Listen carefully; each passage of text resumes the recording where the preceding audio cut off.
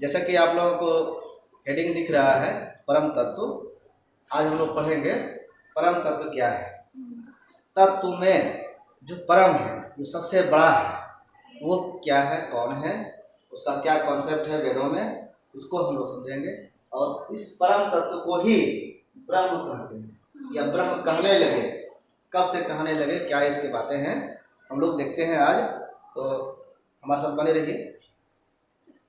उपनिषदों में जो आप हम लोगों ने देखा कि वेद का अंतिम भाग, जो उसमें जो ज्ञान की बढ़ोतरी हुई, जब ज्ञान पर ज़्यादा रिसर्च हुआ तो वो उपनिषद कहलाता है। वेदों का अंतिम भाग क्या कहलाता है? वेदांत, यानी उपनिषद। उपनिषद को भी वेदांत कहते हैं। तो उसमें जो चर्चा हुई है तो वो सभी देवताओं से, बहुदेववाद से एक देव पर आया है, तो वो परम तत्व है। इसी परम तत्व को कई अन्य नाम से भी लोग जानते हैं। इनको ही कहा जाता है मूल तत्व। मूल तत्व इनको ही ज्योति स्वरूप में परम ज्योति कहा जाता है और चरम सत्य भी कहा जाता है। मतलब क्या, सत्य दुनिया में जैसा होता है, सत्य में सबसे बड़ा सत्य जो है वही ब्रह्म है। ज्योति प्रकाश जो है, जो प्रकाश हम सूर्य की रोशनी में देखते हैं, उसमें भी जो ब्रह्मांड में सबसे ज्यादा प्रकाशित होने वाला ज्योति स्वरूप है वो परम तत्व ब्रह्म है। और तत्वों में जो सबसे बड़ा तत्व है, जड़ तत्व है, वो मूल तत्व है। ये सब ब्रह्म है, इस तरह से इनका नाम है। ये सभी एक ही है। और ये क्या है, जड़ के जो जितने भी दुनिया में जगत है, जगत का कारण है। जगत दुनिया में सृष्टि भी बोल सकते हैं, सृष्टि का निर्माण होता है तो जगत कहलाता है।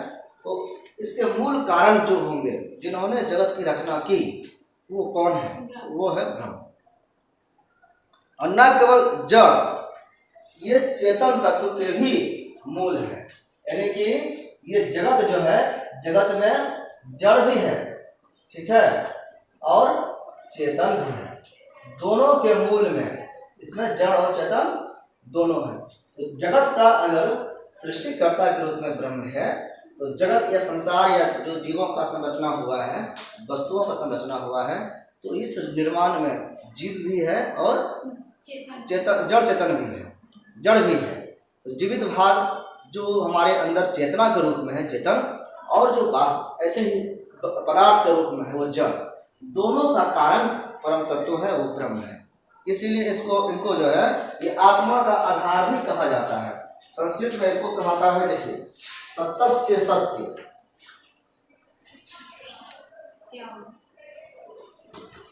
सत्य में का भी सत्य, सत्य से सत्य, सत्य। और ज्योति में कहा गया है ज्योतिषाम, ज्योति, ठीक है। तो इस तरह से ये परम ज्योति है, ज्योतियों में भी सबसे बड़ा। उपनिषदों में इनके लिए पहले जिज्ञासा मन में होना चाहिए। जब इनको कैसे जान सकते हैं, इनको जानने के लिए हमारे मन में प्रश्न उठना चाहिए, हमारे मन में इच्छा होनी चाहिए। तो उपनिषद में कई बार ऋषि इस तरह से सवाल करते हैं कि वह कौन सा तत्व है जिसको जान ले तो पूरा दुनिया को जान सकते हैं। ऐसा कौन तत्व है जिनको हम देख लें तो पता चले कि पूरा दुनिया देख ली है। विराट स्वरूप को अगर कोई देख लेता है तो पूरा दुनिया दिख जाता है। किसको? विराट स्वरूप। अगर ईश्वर को हमने पूरा दुनिया ब्रह्मांड देख लिया एक बार में, तो सबको देख लिया।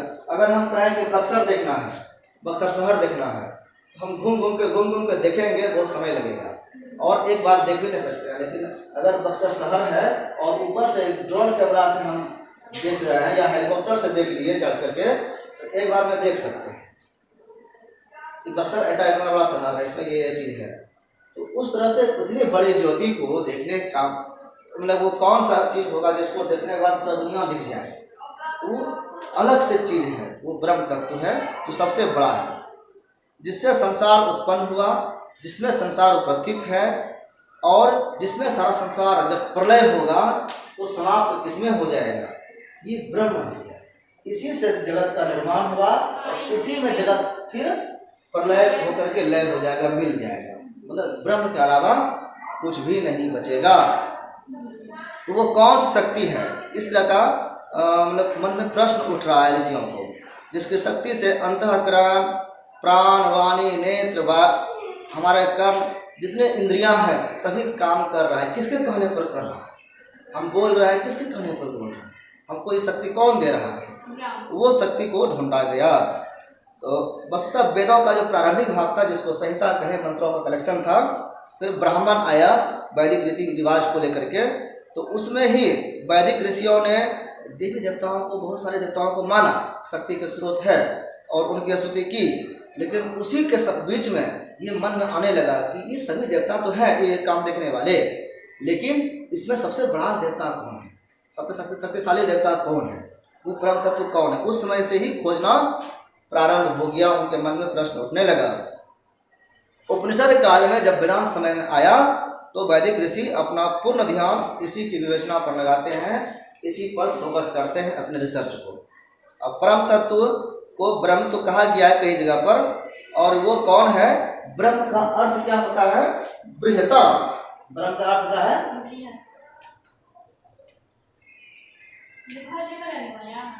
बृहत, मतलब बड़ा, जो सबसे बड़ा हो। ब्रह्म सबसे बड़ा ही होगा ना, तो शक्ति में भी बड़ा, आकार में भी बड़ा, ज्ञान में भी बड़ा, हर चीज में सबसे बड़ा कौन होगा? ब्रह्म होगा। इसीलिए बृहत से बना हुआ शब्द है ये। बृहत्तम अर्थात जो सबसे बड़ा होगा, सर्वव्यापक होगा। सबसे बड़ा होगा तो सर्वव्यापक भी होगा, वो क्योंकि हर जगह होगा, सर्वव्यापक। और होगा वो असीम, जिसकी सीमा नहीं होगी। इसकी सीमा लगाने वाला उससे बड़ा होना चाहिए ना, फिर उसकी सीमा नहीं बता सकते कि कहाँ से शुरू हुआ और कहाँ तक चला, ये कहाँ खत्म हुआ, तो ये बताना मुश्किल है।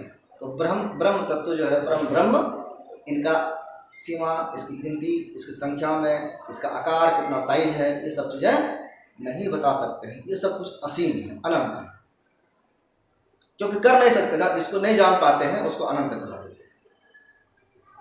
हम कह दें कि आकाश में कितने तारे हैं, क्या कहें? असीम, इसकी सीमा नहीं, उसकी गिनती नहीं कर सकते। ब्रह्म ज्ञान की महिमा, इसके लिए कहा गया उपनिषदों में ब्रह्म को परम तत्व इसलिए भी कहा गया है क्योंकि इस तत्व का ज्ञान मुक्ति प्रदान करने वाला है। अगर इनका ज्ञान हो जाए तो इस संसार का अस्तित्व फिर नहीं रहता है, उसके सामने इस संसार का बंधन नहीं रहता है और वो मुक्त हो जाता है। संसार से जो मुक्ति होती है बंधन का, कब होगा?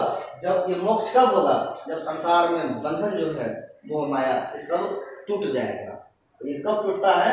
जब ब्रह्म तत्व का साक्षात्कार होता है, जब इसका ज्ञान होता है। मुक्ति का अर्थ क्या होता है कि जितने भी भय हैं, समस्त प्रकार के भय, समस्त भय, दुख, संदेह, इन सबसे मुक्ति हो, ये सबसे छुटकारा हो जाए, कोई डर नहीं हो, निडर हो जाए, ठीक है, कोई दुख नहीं हो, ये खत्म हो जाए, संदेह कोई नहीं हो, ये खत्म हो जाए। इन सबसे जब मुक्त होते हैं तब मोक्ष प्राप्त, इसको मुक्ति कहते हैं। मुंडक उपनिषद में कहा गया है कि जिसने ब्रह्म का साक्षात्कार कर लिया, उसकी हृदय ग्रंथि टूट जाती है, उसका दिल का भावना खत्म हो जाता है, वो फिर मोह लोभ ये सब में फंसता नहीं है और सारे संशय नष्ट हो जाते हैं। ये जो संदेह है, संशय है, अब कोई शक नहीं रहता, ये भी मिट जाता है तथा उसे कर्मों का क्षय हो जाता है, उसके कर्मों का क्षय हो जाता है। जितने भी कर्म हम किए हैं वो सब खत्म हो जाता है। तो अभी कर्म जब तक खत्म नहीं होगा तो तब तक उसका फल बाकी रह जाएगा ना, तो फिर हमको आना पड़ेगा इसमें।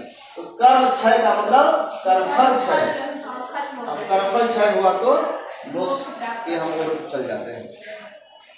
यह मुंडक उपनिषद में कहा गया है कि जब ब्रह्म का ज्ञान होता है, ब्रह्म का साक्षात्कार हो जाता है तो सब कुछ खत्म हो जाता है। तो दुनिया खत्म नहीं होती है, उस व्यक्ति के आसपास का जो डर भय दुख संदेह सब कुछ है वो सब खत्म होता है। बृहदारण्यक में भी इसी तरह से कहा गया है कि हम यदि इस शरीर में रहते हुए उसे जान लेते हैं, इसी शरीर में रहते हुए हमको ज्ञान हो रहा है और हम ब्रह्म को भी अगर जान लिए तो ये जीवन हमारा कृतार्थ हो गया, हम सफल हो गए। और यदि उसे यहाँ नहीं जाना, इस जीवन में अगर नहीं जान पाए, क्योंकि कुत्ता बिल्ली अन्य जीव जो है वो इस चीज़ को नहीं जान सकता, वो इस चीज़ को सोच नहीं सकता, तो वो तो उसके लिए एलिजिबल ही नहीं है। लेकिन मानव सोच सकता है, और फिर भी अगर ना जाने तो बड़ी हानि है, बहुत फिर मुश्किल से मौका मिलता है। इसीलिए धर्म में कहा तो गया है कि 84 लाख योनि के बाद मानव योनि मिलता है, और मानव योनि में अगर हम आकर के, मानव जन्म आकर के अगर हम उस तरह का कर्म नहीं कर सके जिससे मोक्ष प्राप्त हो सके, तो ये जीना व्यर्थ हो गया, फिर हमको भटकना पड़ेगा। ये चीज़ उसी ओर बता रहा है। जो उसे जान लेते हैं वे अमृत हो जाते हैं, अमर हो जाते हैं, किंतु दूसरे लोग तो दुख को ही प्राप्त होते हैं। जो जान नहीं पाते वो इस दुख में ही, बंधन में ही रहते हैं। जिसके साथ ये है, इसका मतलब वो बंधन ग्रस्त है, वो मोक्ष अब अभी प्राप्त नहीं हुआ। कठोपनिषद में कहा गया है, उस एक तत्व का दर्शन कर लेने पर प्राणी मृत्यु से मृत्यु को पार कर जाता है, यानी कि फिर मरता नहीं, मरने का डर ही खत्म हो जाता है, मृत्यु से आगे चला जाता है जो ब्रह्म को जान लेता है। ब्रह्म को जान लेने पर व्यक्ति क्यों मुक्ति की प्राप्ति कर लेता है, इसका अगर प्रश्न पूछा जाता है तो ईशावास्य उपनिषद में कहा गया है कि उस एक तत्व का साक्षात्कार कर लेने वाले पुरुष के लिए फिर कौन सा मोह और कौन सा शोक रह जाता है। यानी कि जो व्यक्ति ब्रह्म को पा लिया, वो पूरा दुनिया उसके लिए एक जैसा हो गया, तो फिर उसको ना कोई शोक रहेगा, ना तकलीफ होगा, ना कोई दुख होगा, भय रहेगा, कुछ भी नहीं रहेगा, कोई मोह नहीं रहेगा। तो मुक्ति प्राप्त कैसे नहीं होगा? फिर मुक्ति का मतलब बंधनों से मुक्ति हो जाना, मोह से छुटकारा पा जाना। वस्तुतः सब और ब्रह्म को देखने वाला वो अभय हो जाता है, भय से मुक्त हो जाता है, और इस तरह समस्त दुखों से मुक्त होता है। उपनिषदें केवल यह नहीं कहती कि ब्रह्म ज्ञानी समस्त दुखों से मुक्त हो जाता है, ऐसा नहीं कि जो ब्रह्म का ज्ञान करने वाला है वही मुक्त होता है, वरन यह भी कहती है वो व्यक्ति अरे मुक्त नहीं, वो ब्रह्म ही बन जाता है। ठीक है, इतना स्टेटस बढ़ गया, आत्मा से परमात्मा बन जाता है खुद, इसलिए वो उतना लेवल ऊपर का है। ब्रह्म ज्ञानी ब्रह्म बन गया, ब्रह्मविद ब्रह्मेव भवति, जो ब्रह्म को जान गया, इसके लिए क्या कहा गया है?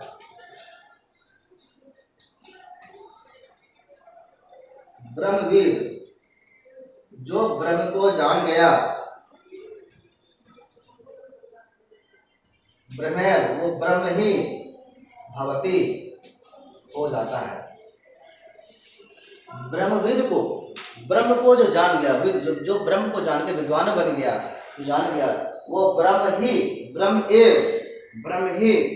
भवति हो जाता है। यानी कि हम प्रकाश को जानते हैं तो प्रकाश ही हो जाते हैं, इस तरह से उसमें ही मिल जाते हैं। और इस तरह वह भी ब्रह्म के समान आनंद स्वरूप की प्राप्ति करता है। और ब्रह्म का स्वरूप कैसा है? आनंद स्वरूप है। ब्रह्म का स्वरूप आनंद स्वरूप,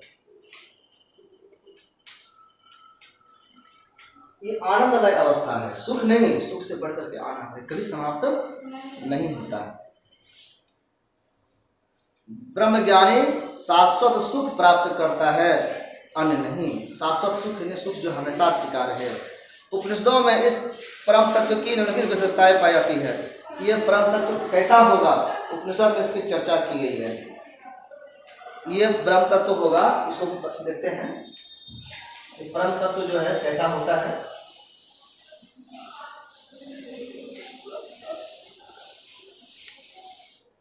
इसके लिए कहा गया कि ये अद्वैत होता है, मतलब ये ऐसा दूसरा नहीं होगा कोई।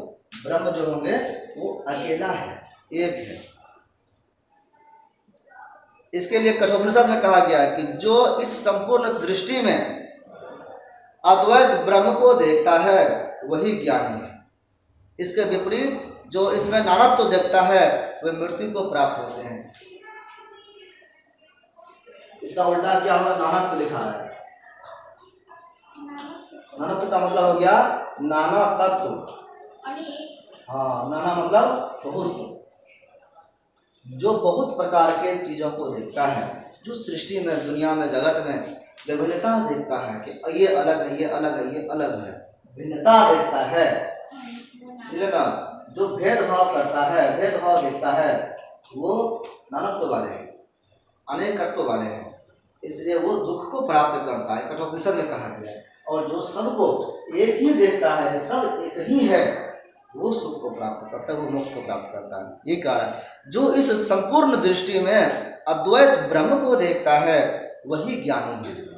इसके विपरीत जो इसमें नानत्व देखते हैं वे मृत्यु को प्राप्त करते हैं, तो ये मृत्यु वाले प्राप्त होते हैं। तो मोक्ष प्राप्त ज्ञानी होने के बाद, हाँ नानत्व है, नाना हम समझने के लिए होता है कि नाना तो नाम जो है ना, नाना से जुड़ा हुआ है, ठीक है।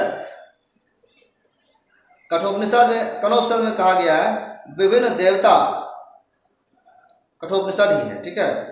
और भी कहा गया है कि विभिन्न देवता, जैसे अन्य देवता है अग्नि, वायु, इंद्र, ये सभी को जो शक्ति मिला है, ये किससे शक्ति मिला है? इनको ब्रह्म से ही शक्ति लेकर के वो सभी काम करते हैं। इसके लिए देखिए एक कथा बताया गया है इसमें, ठीक है, कि एक बार देवताओं की दानवों से लड़ाई हुई, देवता और दानव, देव और दानव की बीच में लड़ाई होती है, विरोधी स्वभाव वाले हैं, जिसमें देवता विजयी रहे। कौन विजयी हुए? देवता। इस विजय से वे घमंडी हो गए और सोचने लगे कि वे अपने शक्ति से ही उन्होंने विजय प्राप्त की। लोग जब जीतता है तो कहता है हमने किया, और जब हारता है तो कहता है किसी और के कारण हारा, अपने कारण नहीं हारा। तो ऐसे ही ये देवता भी जीते जब, तो इसको लगा कि हमने अपने दम से जीता है, और इस कारण से क्या हो गया इनको। कठोपनिषद में कहानी है। तब उनके इस घमंड को दूर करने के लिए ब्रह्म जो है एक यक्ष के रूप में देवता के सामने आए। यक्ष के रूप में, ये देवता ही यह यक्ष कौन है यह जानने के लिए देवताओं ने सर्वप्रथम अग्नि को भेजा। इनके पास पता करो कौन है वो। जैसे सुग्रीव ने भेजा था हनुमान जी को, देखो दो धनुर्धारी कौन आ रहे हैं, हमारे ऊपर लड़ाई करने तो नहीं आ रहे हैं, आक्रमण करने के लिए। तो वैसे ही देवताओं ने, इंद्र ने भेजा, अग्नि को भेजा। तब यक्ष ने ही सर्वप्रथम, तो इसके पास आकर के ये पूछता यक्ष से अग्नि, इससे पहले ही यक्ष ने अग्नि से पूछ लिया। क्या पूछा? कि आप कौन हैं, मेरे पास क्यों आए, कौन हो तुम? तो अग्नि ने कहा मैं अग्निदेव हूँ, मैं क्षण भर में सारी सृष्टि को जला सकता हूँ, मेरे पास इतनी शक्ति है। घमंड का देवता को। इस पर यक्ष ने कहा ये देखो एक तिनका है, तिनका घास फूस होता है ना, तिनका है, इसको जला करके दिखाओ, इतना शक्ति है। तो अग्नि ने पूरा प्रयास किया, अपने सारे शक्ति लगाने के बाद भी उसे नहीं जला सके और हार करके लौट गए। फिर सबको उड़ाने वाले वायुदेव आए। अग्नि हार के चला गया, फिर बोला वायुदेव आप जाके देखिए कौन है। वो आया, उसको भी यक्ष ने पूछ लिया कौन हो तुम? वायुदेव मैं सबको उड़ा सकता हूँ। बोला इस तिनके को उड़ा दिखाओ। तो वो भी तिनके को अपनी पूरी शक्ति लगाने के बाद भी उड़ा नहीं सके। तब इंद्र यक्ष के पास पहुंचे, खुद भी इंद्र आए। इंद्र ने के पहुंचते ही यक्ष हो गए अंदर ध्यान, ये यहाँ से गायब हो गए। जैसे इंद्र आए ये रहे ही नहीं, वहाँ हट गए। तदंतर वहां पर एक देवी उत्पन्न हो गई, वहां पर एक देवी आ गई, उमा देवी। कौन देवी आई? उमा देवी प्रकट हुई। उन्होंने देवताओं को कहा, यक्ष का परिचय दिया। यक्ष खुद अपना परिचय नहीं दिए, देवताओं को उमा देवी आकर के बताई इस यक्ष के बारे में कि यक्ष के रूप में परम तत्व जो है वो ब्रह्म ही आए थे, और उनको तुम लोग घमंड से बोल रहे हम जला देंगे, हम ये कर देंगे। उनके सामने शक्ति है तुम्हारी, उनकी शक्ति से तुम काम कर रहे हो। जिनकी शक्ति से तुम सब देवता शक्ति प्राप्त करते हो, किंतु तुम इस सत्य को भूलकर अपनी शक्ति का घमंड करने लगे थे। इसी से तुम्हें वास्तविकता बताने ब्रह्म यक्ष के रूप में प्रकट हुए थे और जब उमा देवी ने बताया देवताओं को, यक्ष जो है यक्ष के रूप में खुद ब्रह्म आए थे तुम लोगों को बताने के लिए, और तुम लोग घमंड में उनको पहचाना नहीं और अपना बताने लगा कि हमको ही शक्ति है। उनके सामने शक्ति तुम्हारी चली ना, तुम जला सके ना उड़ा सके, कुछ नहीं कर सकता है उसके सामने, क्योंकि वो शक्ति इनका ही है। अब उनकी शक्ति से तुम उनको क्या हराओगे? तब जो है देवता ने माना कि नहीं, हमारे जो सबसे शक्तिशाली है वो ब्रह्म है, उनकी शक्ति से हम काम करते हैं। तो ये कहानी छोटा सा है, ये कठोपनिषद में बताया गया परम तत्व का महिमा बताने के लिए। इसके बाद उपनिषदें कहती है कि जो जगत है, जो दुनिया है, जगत का कारण कौन है, इसका निर्माण करने वाला कौन है? तो कारण के रूप में भी ये ब्रह्म है। कैसे? तो कह रहे हैं वह जगत की न केवल उत्पत्ति करता है वरन उसका पालन भी करता है और संहार भी करता है। हम लोग 3 देवता बोलते हैं ना, त्रिदेव। कौन कौन? ब्रह्मा, विष्णु और महेश। क्यों 3 देवता मानते हैं? मानते हैं कि ये सृष्टि का रचना करते हैं, उत्पन्न करते हैं, और ये पालन करते हैं, और ये संहार करते हैं। वास्तव में ये लगता है कि 3 काम है और 3 व्यक्ति अलग अलग होकर के करते हैं। ये अलग है, ये अलग है, ये अलग है। ये ब्रह्मा खाली सृष्टि करता है, विष्णु खाली पालन करता है और महेश खाली संहार करते हैं। ऐसा थोड़ा है, ये सब खाली मारते ही हैं। आइए खाली सबको पालन ही करते हैं, ये मारते नहीं हैं। तो इस तरह से जब हम देखेंगे तो ये गलत बात लगती है। ये काम भले कर रहा है 3, लेकिन ये तीनों का करने वाला जो व्यक्ति है वो एक ही है। ब्रह्म ही उत्पत्ति करता है।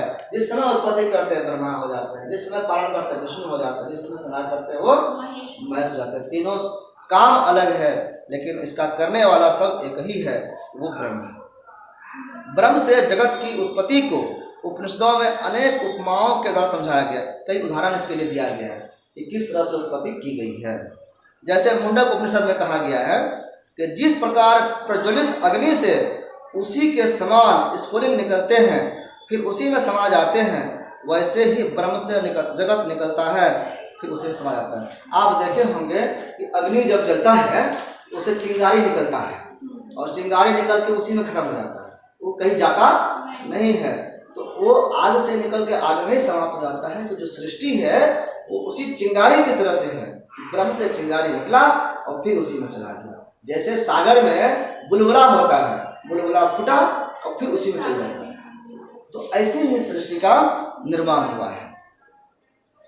जैसे वैसे ही ब्रह्म से जगत निकलता है और फिर उसी में समा जाता है। इसी तरह मुंडक उपनिषद में एक और जगह कहा गया है कि मकड़ी के भीतर से जाला निकलता है। आप देखे होंगे घर में मकड़ी चलता है तो वो मुंह से जाला निकलता है, ठीक है? हाँ, वो जाला निकलता है, बनाता है और उसी पे चलता है और जब तक मन होता है खेलता है और जब मन भर जाता है तो उसको फिर खा जाता है, ठीक है? तो यही कह रहा है, मकड़ी के भीतर से जाला निकलता है। अथवा जैसे पृथ्वी से दवाई निकलता है, पेड़ पौधा निकलता है ना पृथ्वी से, आप पृथ्वी से पेड़ पौधा निकलता है और पेड़ पौधा कुछ दिन रहता है और फिर मर करके सड़ करके फिर पृथ्वी में ही समा जाता है, कहीं जाता नहीं है।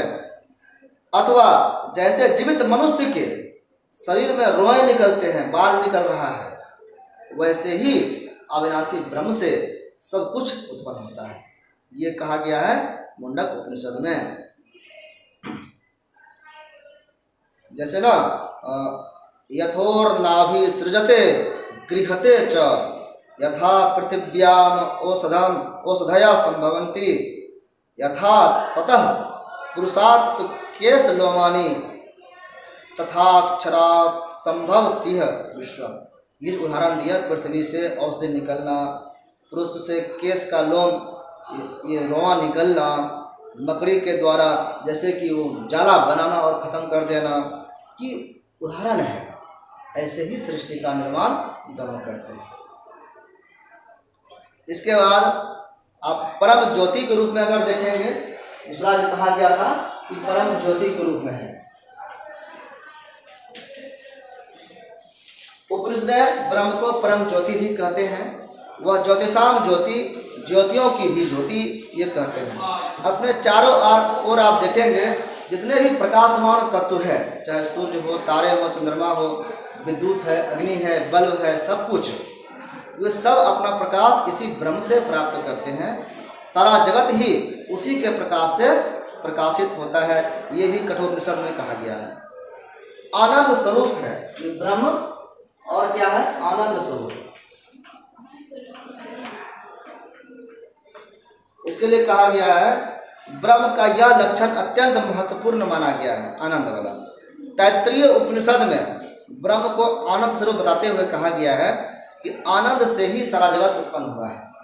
ये तैत्तिरीय उपनिषद में कहा गया है, ब्रह्म के आनंद से सारा सृष्टि का निर्माण हुआ है।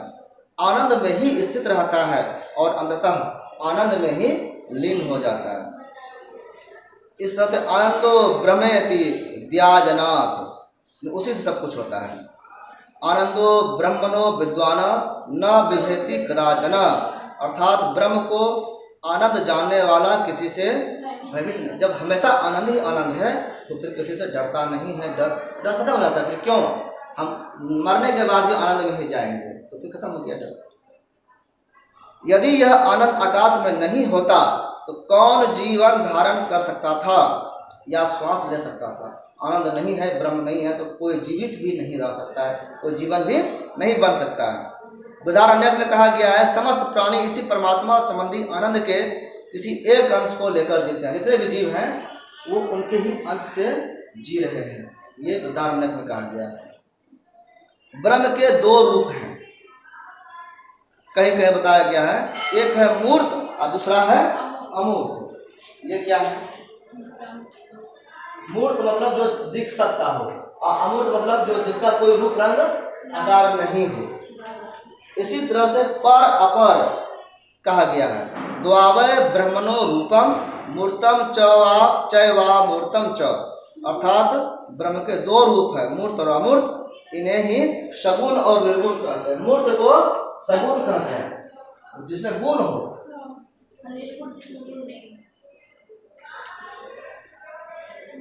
निर्गुण का मतलब जिसमें गुण है, हम उसको बता ही नहीं सकते। ठीक है। इसके अलावा उपनिषदों में ब्रह्म का वर्णन दो दृष्टि से स्पष्ट दिखाई देता है। एक जगह कहा गया है क्योंकि बता नहीं सकते हैं ना, गुण इतना ज्यादा है उसकी गणना नहीं कर सकते हैं। नहीं, सगुण जिसको हम देख सकते हैं, जान सकते हैं, जिसको जान ही नहीं सकते हैं तो थोड़े कह देंगे कि नहीं है, हम नहीं जान सकते हैं। इसीलिए कहा गया है, इसके लिए निषेधात्मक वर्णन किया गया है नहीं के बारे में, कि ना छोटा है और ना बड़ा है, ना स्थूल है ना सूक्ष्म है, इस तरह से। इसीलिए इसके लिए शब्द है नेति नेति नेति नेति न इति। इसका मतलब क्या हुआ? न इति। इति मतलब यह नहीं है, जो कहा दे यह नहीं, ये भी नहीं, ये भी नहीं, ये भी नहीं है, वो कुछ और है, और क्या है वो नहीं बता सकते। नेति का मतलब क्या है कि हम बता नहीं सकते हैं कि वो कौन है। तो ब्रह्म को क्या कहा गया? नेति नेति। क्यों? क्योंकि हम जान ही नहीं सकते हैं कि वो यह है, हम एग्जैक्ट नहीं कह सकते हैं। इसलिए ब्रह्म को अवर्णनीय कहा गया है, उनका वर्णन नहीं कर सकते हैं, अवर्णनीय। इसे मन वाणी इंद्रियों का अविषय बताया गया है। विषय रहेगा मन का तब ना मन से जान सकेंगे। हमारे आंख का देखने का लायक जो रहेगा वही ना देख सकते हैं। दुनिया का हर चीज को हम नहीं देख सकते हैं, बहुत सारी चीज है जिसको हम विजिबल नहीं है तो वो नहीं देख सकते हैं। तो अविषय है ये। अविषय मतलब हमारा विषय नहीं, हम जिसको देख सकते हैं। इसके विपरीत कहीं कहीं विधेयात्मक सकारात्मक वर्णन भी किया गया है। जैसे कहा गया है कि ब्रह्म कैसा है? तो मनोमय, मनोमय और प्राणमय, प्राण के जैसा है, आकाश है, सर्वकर्मा है, सभी कर्म करने वाले हैं, और सर्वरस है। ठीक है। उसे जगत की उत्पत्ति, पालापन और लय हेतु कारण बताया गया है कि सबका हेतु है, ये कारण है, सृष्टि का निर्माण करने में, उत्पत्ति करने में, पालन करने में और लय करने में। उसे जगत के कण कण में व्याप्त और जगत से परे ही बताया कि जगत में भी है और जगत से बाहर भी, हर जगह ब्रह्म है। उपनिषदों के इन दो रूपों की व्याख्या को लेकर के जब चर्चा हुई तो वेदांत दर्शन में आपको लगता है अलग अलग जब बातें लोग मानेंगे तो विचार भी अलग अलग होगा, तो मतभेद हुआ और वेदांत के कई प्रकार हुए। ठीक है, कई प्रकार वेदांत में है। तो शंकराचार्य क्या मानते हैं कि ब्रह्म का निर्गुण रूप को मानते हैं। वो शंकराचार्य क्या मानते हैं? इस रूप को, और वो एक ही है, अद्वैत वेदांत है। निर्गुण तत्व को मानते हैं और परम सत्य और सगुण रूप को व्यवहारिक सत्य बोलते हैं। तो कहते हैं हम लोग जो व्यवहार में देखते हैं अलग अलग है, तो ये सत्य है लेकिन व्यवहारिक है, परम सत्य एक ही है। किंतु अन्य वेदांती जो है जैसे रामानुज है तथा अन्य वेदांत के भक्ति मार्ग का आचार्य जो है वो इसका विरोध करते हैं। ठीक है, वो सगुण मार्गी हो जाते हैं और सगुण में जो वास्तविक चीजें दिखता है उसको वास्तविक ही मानते हैं। इस तरह से अंतर होता है। रामानुज सगुण ब्रह्म को ही परम सत्य कहते हैं। उसके अनुसार ब्रह्म को निर्गुण कहने का तात्पर्य है उसे केवल बुरे गुणों से हीन बताना। मतलब अगर कहते हैं कि निर्गुण है, उनमें गुण नहीं है, तो ईश्वर में सिर्फ बुरा गुण नहीं है, बाकी सब गुण है, ये कहना हुआ रामानुज का। तो विचार इनके संख्या पर, इनके शक्ति पर, इनके व्यापकता पर होकर के हम लोगों ने देखा कि परम तत्व कैसा है। ये जगत का कारण भी है, परम ज्योति स्वरूप भी है, आनंद स्वरूप भी है। और ये इतना से समझ में एक चीज आया कि परम तत्व जो है वो सर्वशक्तिशाली, तो सबसे जो बड़ा शक्ति होगा वो ब्रह्म होगा। और ब्रह्म का काम क्या है? तो वो सृष्टि का निर्माण करना भी है, सृष्टि को चलाए रखने के लिए पालन करना भी है, और सृष्टि का जब खात्मा करना है, लय करना है, प्रलय करना है, तो संहार कारक के रूप में भी ब्रह्म ही है जो संहार करता है। इस तरह से हम लोगों ने ब्रह्म के बारे में देखा। इसके अगले दिन हम लोग देखेंगे आत्म तत्व क्या है।